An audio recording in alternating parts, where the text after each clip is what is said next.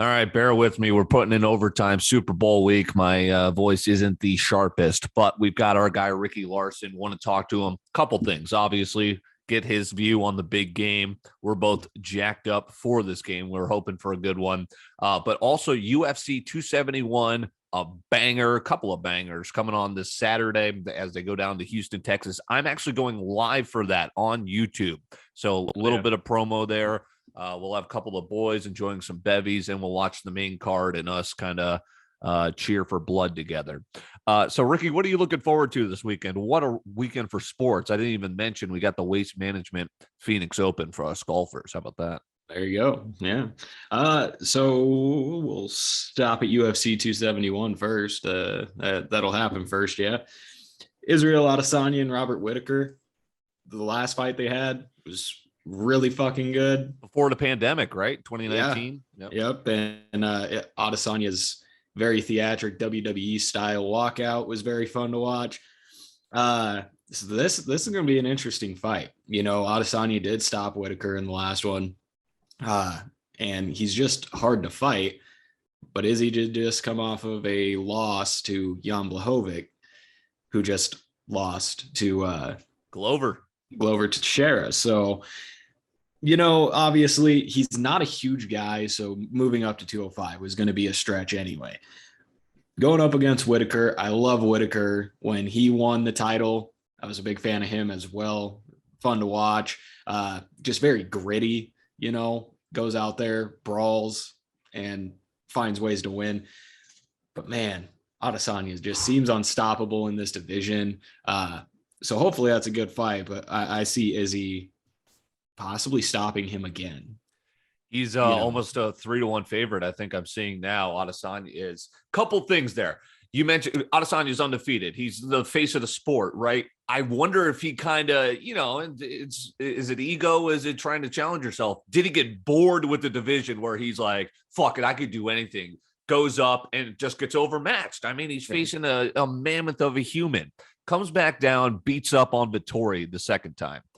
I was on Vettori there because I was like, wait a second, you know, I thought Adesanya was, you know, maybe had lost a step. I know he destroyed Paulo Costa, but then, you know, the Blachowicz fight, I was like stunned.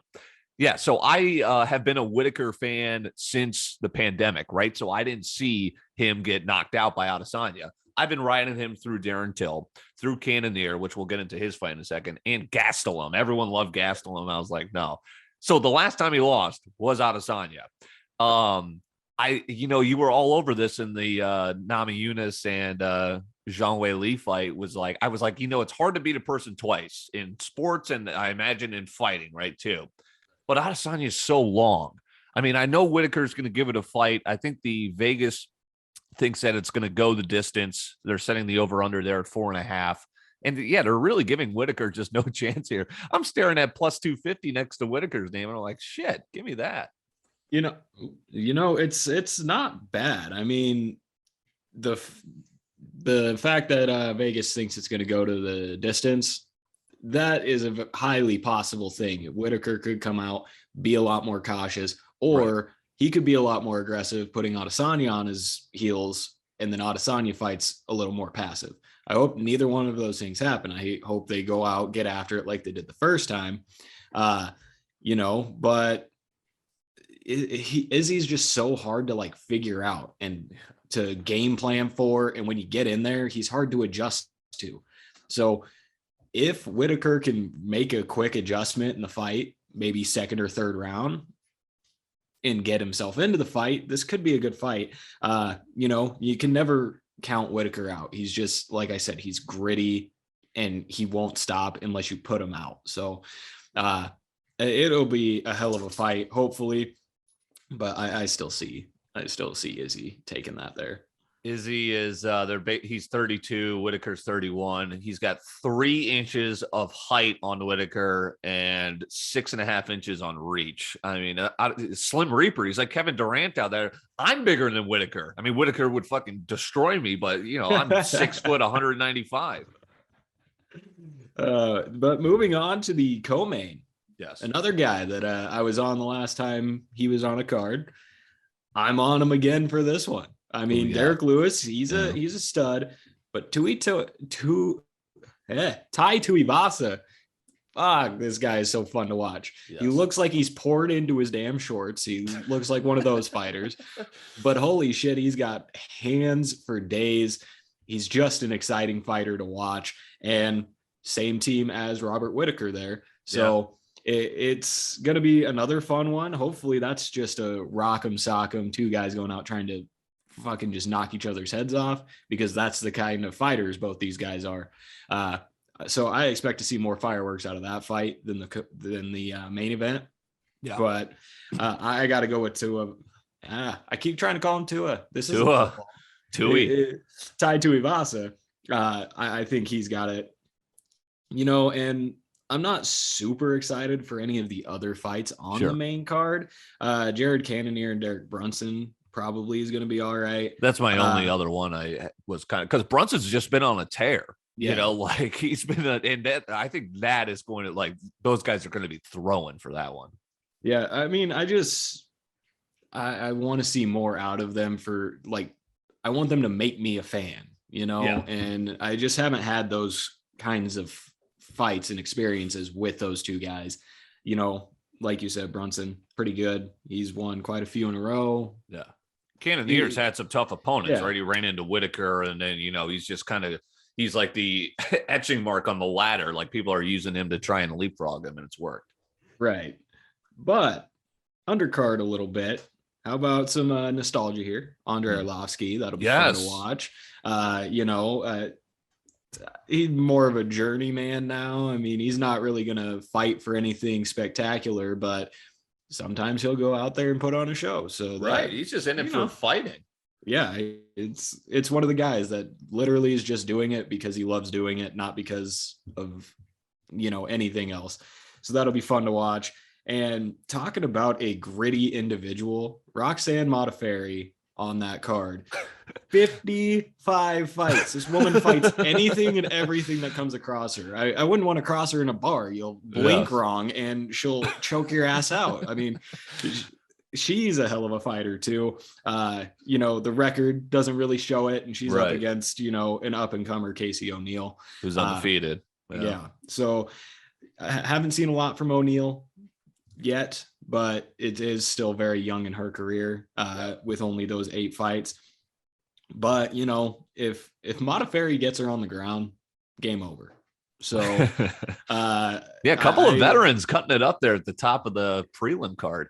Yeah, so I mean, it'll be fun to watch. Quite a few fights that I don't mind spending money to see. Why not? And it's Izzy, so obviously I'm going to spend the money to see that. Exactly. Yeah, I always pay for it. I'm going to try and do these for, probably because I love these main events, these main cards, and it's like, some people are fringe UFC guys to where maybe they want to come and just hang out and watch our commentary without having to pay the $70.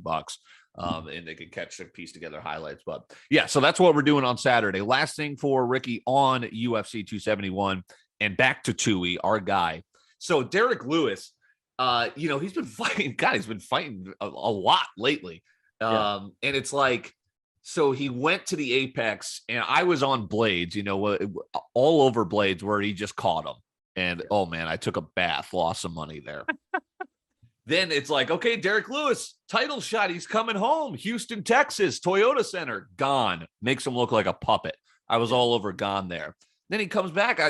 It was a Kyle or Chris Dawkins, one of the brothers, and Lewis just annihilates him, made him look.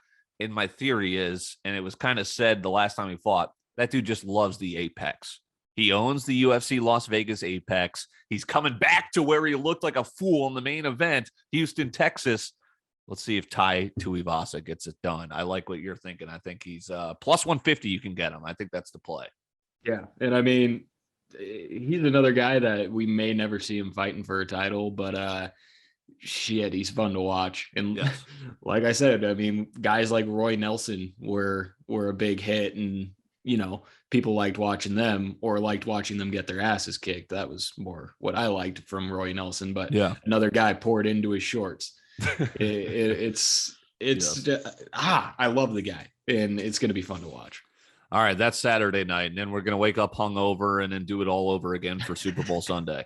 You and I both like Joey B. We like the Bengals.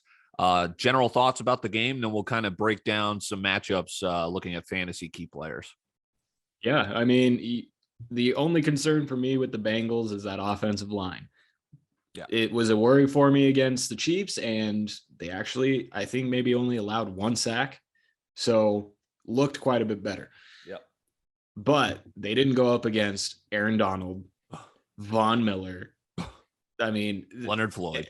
Let's not forget the last time Von Miller was in a Super Bowl, he was the Super Bowl MVP because he just took Cam Newton and said, "You're my baby now, and I'm going to beat the shit out of you for the whole game." Correct. So it's been a few years down the line since that happened, but hey, maybe he turns it on. And Aaron Donald is just a scary guy. So gonna have to see how that line works out for him. But this is just 2 dynamic offenses with good quarterbacks, playmakers on the outside, playmakers in the slot. I mean, and running backs to boot. I mean, if the game turns into a running match, who do you like? Cam Akers? Do you like Joe Mixon? Right. I mean, it's going to be fun to watch both these defenses. Bengals defense, they're all right. Trey Hendrickson, he's a stud. Jesse Bates could be lurking back there. Matt Stafford is not prone to making some stupid decisions. Still forgetting he's not at the Lions, but it's going to be fun to watch. And then obviously, I mean, you have all of the stars on the Rams side of defense. So I don't know, man. I think it's going to be a good game, and let's go Bengals. Yes, who day? A couple things there. Yes, your Broncos, Von Miller wins Super Bowl MVP. I talked about it on your show, Ricky Larson, of course. Check him out, Lucky Shots Media, YouTube, wherever you enjoy podcasts. So I took him. I mentioned some flyers I took for Super Bowl MVP. Vaughn is 70-1. Why not? He gets a couple sacks. So I think if the Rams win, it's going to be because of that offensive line. Donald makes something happen. Von Miller gets after it. So I took 2 flyers on them for the Rams. Mostly, you brought some of those guys up for the Bengals, and you brought up a great point, is they got a decent defense. We know the Rams are better on both sides of the ball, but hey, the Bengals can hang. They're beating good teams on the way here, clearly. Hubbard, Hendrickson, Wilson in the linebacking core, like not household names, but guys that get it done. And I'll do it one thing, one more. Everyone's talking about the Bengals O-line. I'll flip it to the other side. And how confident are you in the Rams O-line, especially now that Whitworth is still questionable? They've also been pretty susceptible. And like I said, Trey Hendrickson is going to cause some havoc if they have any sort of trouble. DJ Reader, even the big man in the middle. I mean, a lot better than Troy. I don't know if he's related. I was watching Troy in the Rams 49ers game. That dude looked like he was on a different planet, lost out there. So we're excited. Let's talk about some of this matchup. I think everyone's looking at, let's start with the running backs before we get to the receiving core. Akers has been a disaster since coming back. Rusty, fumbling the football. Rams don't have a run game. Look what happened in the last Super Bowl when we all were like, wait, why isn't Todd Gurley touching the football anymore? And it kind of signaled the end of the road for him. But McVay just kind of abandoned the run. And if he does that again, you're playing into the Bengals' hands right there, making Stafford continue to do stuff. Right. Yeah. I mean, it's almost where, you're like, okay, yeah, Cam Akers is our guy. And yes, we're making a Super Bowl run, but an Achilles is not quick to come back from. The fact that he's even back is crazy, but I mean, he's not playing well.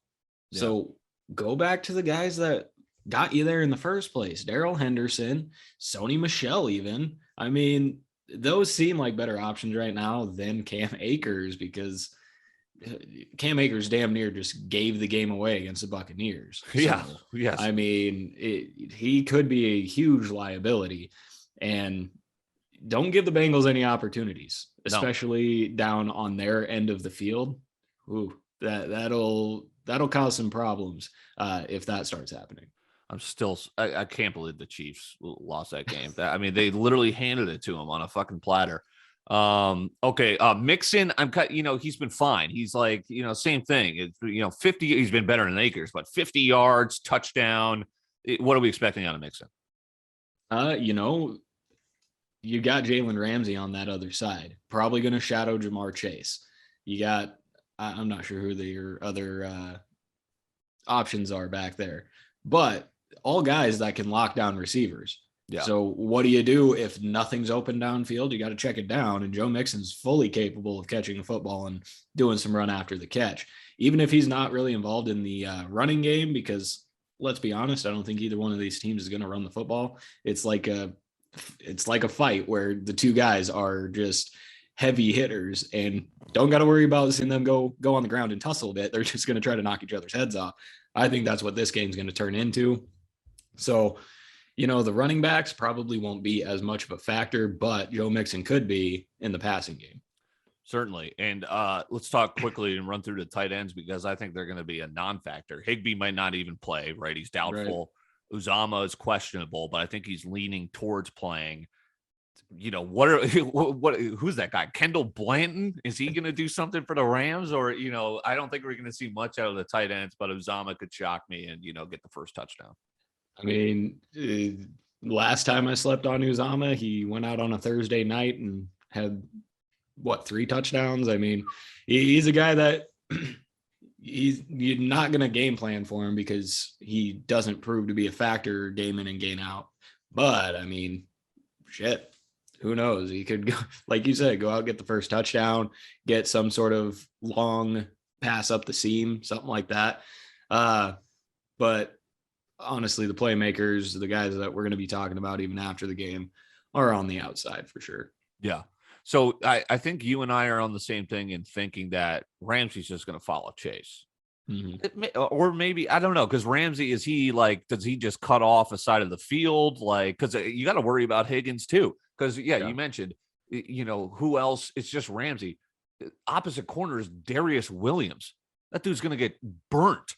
Hell, they're throwing Eric Weddle out there. Remember, he's actually been doing all right, but yeah, if Ramsey again, so I think the Rams have to kind of be creative with that. Is, all right, do you just want to take away one guy, or do you want to try and take away one side of the field? And I don't know what you do there. I mean, to me, it seems like the best game plan is take away Jamar Chase at all costs. As long as he's not catching a 50-yard touchdown or something like that, you can still hang. T. Higgins, he did it once or twice this year, had a long catch, long touchdown. Yeah, he's like a route runner over the middle, right? Yeah, so you can live with them having to dink and dunk to him or Tyler Boyd. I mean, as you can't let Jamar Chase beat you. And it's crazy to be saying that the key player to stop on the Bengals in a Super Bowl is a rookie. But Jamar Chase is just absolutely insane. So you got to keep him contained and let him beat you elsewhere. Don't let Jamar Chase be the guy to beat you. Dude, I kind of fuck with this Bengals secondary. I know everyone laughs at Eli Apple. But I think Ohio State, baby. Yeah, Ohio State. Sure. I think we're just used to Eli Apple in a Giants uniform that we're just kind of laughing at him. He's been fine. Von Bell, he's solid. Bates the third, obviously. Chidobe Awuzie, I think, came from the Cowboys. Mike Hilton, certainly a young guy out of, I think, Central Florida. That's solid. Stafford, is he going to do it? What's the play here? OBJ is obviously a red zone target. Cooper Kupp has been having just an incredible season, playoffs. McVay gets him in a Super Bowl now. McVay gets a competent quarterback in a Super Bowl now. What is the Rams receiving core going to look like against, as I lined out, a decent Bengals secondary? Again, at least they have more options to cover people. Right. But don't let Cooper Kupp beat you. I mean, we saw last week he had 11 catches, 140 yards, a touchdown. I mean, he's the Jamar Chase on the other side. You can't let him beat you. Let Odell go out there and beat you. He's capable, but I would much rather shut down their top receiver than be like, oh, we got to also kind of worry about Beckham. So maybe Cooper Kupp can get open this time. They won't see him or something like that. And is Van Jefferson playing? He is questionable. I think he's going to suit up, though. So he's another guy that, those are two guys. I think Van Jefferson could be a big time sleeper in this game. You're obviously going to focus on Cooper Kupp.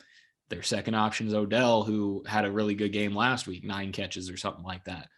You're going to focus on those two guys. Maybe Van Jefferson is the unsung hero. And, but like we said, they've got plenty of options defensively to cover everyone and do it competently. So, Cooper Kupp, I still think is going to, go out and get his. It's hard to stop him. Obviously, a guy that should be, it should be either Cooper Kupp or Jonathan Taylor getting the MVP this year. Probably won't happen that way, but Cooper Kupp definitely put in an MVP performance, and the season's not over yet. So, right. It's interesting because Kupp gets them all the yards, right? And then it's OBJ in the red zone. So I would kind of flip that. I would take away Kupp in the open field, make OBJ try and go deep on you, force those deep throws, etc. All right, so let's wrap up with the quarterbacks. Stafford is on a tear. We know what he's done in Detroit. That's Detroit. He was bad in Detroit postseason stats. He's on a tear in these playoffs, and it's against the Cardinals, the 49ers, and the Bucs, top tier defenses.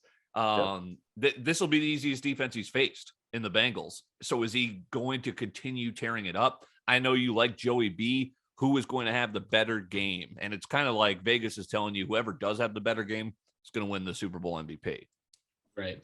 To be honest, I think the stats might look better on Matt Stafford's side, just for the fact that they're so pass heavy. Yeah. They're going to be throwing the ball probably 50 times. I mean, Bengals could also do that, but Stafford has almost 1,000 yards in these 3 games of the playoffs, averaging over 300 yards a game, maybe a couple touchdowns.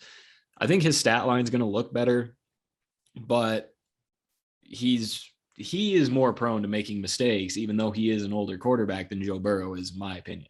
Agreed. I haven't seen Joe Burrow make a whole lot of mistakes. I think he's thrown a couple picks, but yeah, but if he's done it, it hasn't been in key moments. It's been really, he grinds and finds a way. So, I think the stats will look better on Matt Stafford's side, but overall, I think Burrow is going to play better. I'm kind of hoping he does. Got a couple bets on him, so I'm just hoping, over 275, I'll be okay with that. He doesn't need to break 300, whatever, and then go out and get the MVP. Good stuff. Appreciate you, Ricky Larson, Lucky Shots Media. This might be the last. Well, we'll recap the Super Bowl, but then we'll probably talk NFL draft and then get ready for the next season.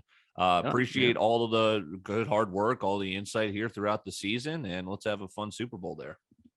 Yeah, appreciate you as well. All right, Lucky Shots Media, wherever you enjoy video on YouTube and podcasts. This is Ricky Larson on Corbett's Corner, and let's enjoy the big game. Take care.